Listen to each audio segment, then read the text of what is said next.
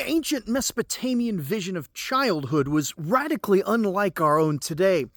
Today, we expect that children will push against boundaries and experiment with identity and find fulfillment in play, and these are sort of notions so widespread that they can feel universal. But for most of history, such ideas were strangers.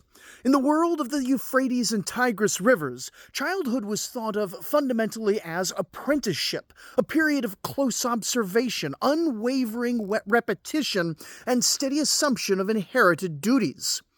Young boys and girls, whether destined for the plow or the tablet or even the palace, spent their formative years under the eyes of elders who expected not novelty but proficiency. Their daily routine was their lesson, tending floods with a father, or imitating a mother's weaving, or memorizing lines of Sumerian and Akkadian in the scribe school, or even learning the subtle signals of command in a noble's house. The child's world was a living history of their lineage, mastering and embodying a tradition older and more important than any single life was the core function of that our scarce written sources assign to the youth. The logic behind this was practical and profound. Each generation was the vessel of the last, guaranteeing the survival of hard-won knowledge against famine and war and forgetfulness. The regularity and severity of the environment made slackness or self-indulgence dangerously unthinkable. Only by marrying youth to responsibility did ancient cultures survive and flourish, sometimes for millennia.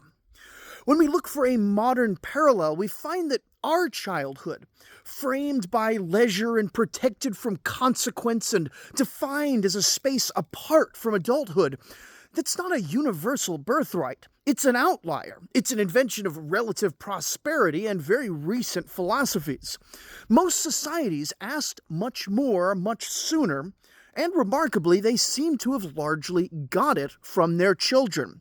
Such demands forged people who knew their place and purpose and the weight of legacy.